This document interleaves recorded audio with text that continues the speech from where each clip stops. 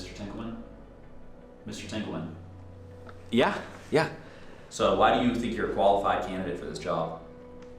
Well, first and foremost, I have 3.5 years of experience as production manager at Fox Studios. I'm also certified and have experience with all Google, Adobe, and Microsoft programs. I was the executive producer on Dune 2, and I will be returning for Dune 3. I also have 2 letters of recommendation from both Josh Brolin and Timothée Chalamet, but I just call him Timmy. And finally, in my free time, I like to volunteer at homeless shelters. I believe having a community, a place where you can be safe, is a very important... Sorry, excuse me.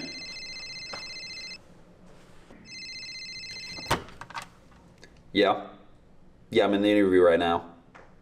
Yep. You have his resume already? Okay, I'll let him know.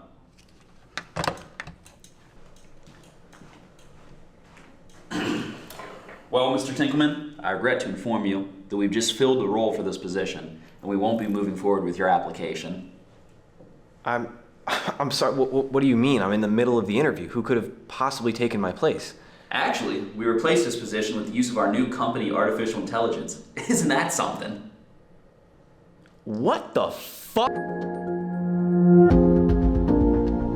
AI is being used for scripting, for shooting, and producing movies. The music industry is going through massive changes as artists, labels, and distributors grapple with how AI is going to impact their future. And Tom Hanks, along with other actors as well, writers, filmmakers, all expressing excitement because of the capabilities, but also a lot of concern over how AI technology is altering the film landscape. Are AI platforms like ChatGPT and Midjourney reshaping the creative workforce and displacing creatives, artists, illustrators, photographers, and designers out of a job?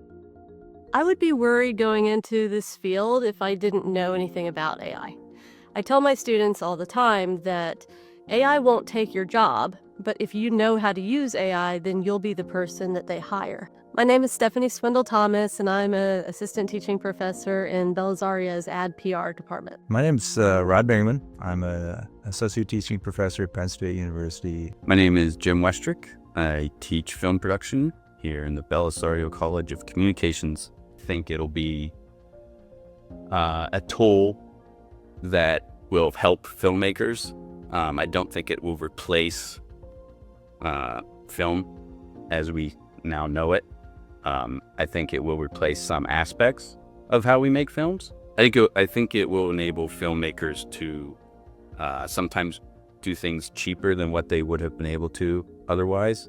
Another thing's like in Premiere, the Essential Sound Panel, a lot of those plugins for that software to take out noise or echo, boom echo, that sort of thing, are sort of AI driven. I love lots of different AI tools. There's actually an AI arcade on campus that I helped develop, and I choose different apps to feature in my class. One of them is actually a text-to-song generator.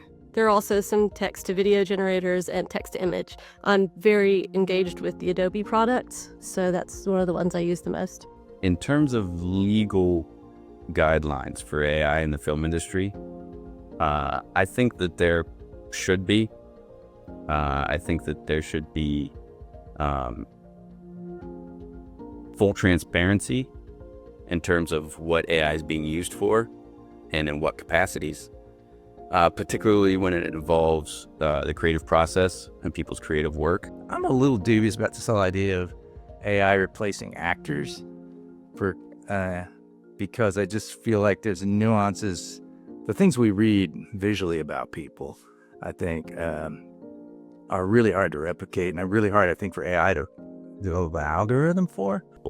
That is going to fully replicate what a human person can do.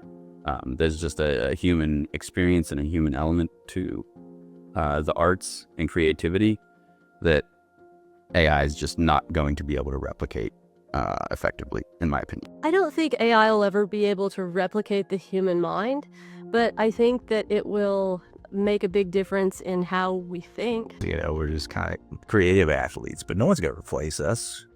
We're the gifted people, Yeah, I know that's, it's paining me to say that, but it's true, Yeah, no, that's a great We make the magic. One of the things that I like to point out to my students, and one of the ways that I've kind of learned to embrace AI, is I'm old enough to remember when the internet happened. I remember how being able to streamline search processes through Google also affected how quickly you were able to get information. And I also have seen how at first there was a lot of reluctance and fear about that. The same with the way that CGI became a big deal in the film industry. And there are always going to be skeptical people, but it doesn't mean that any of it's going to go away.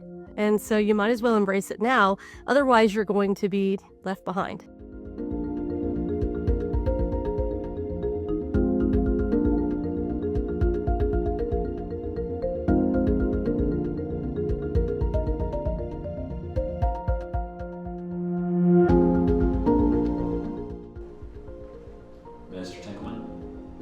Mr. Tinkleman. Yeah. So why do you think you're a qualified candidate for this job? Well, first and foremost, I have 3.5 years of experience. I'm also certified. I was the executive producer. I also have 2 letters of recommendation. And I also have a lot of experience using artificial intelligence, both for organizing my work and for touching up my final film projects. That is great. Well, I'll tell you what, Mr. Tinkleman. Listening to all of your qualifications, you're a clear choice, and we'd love to offer you the position. Thank you so much. Thank you. I won't let you down.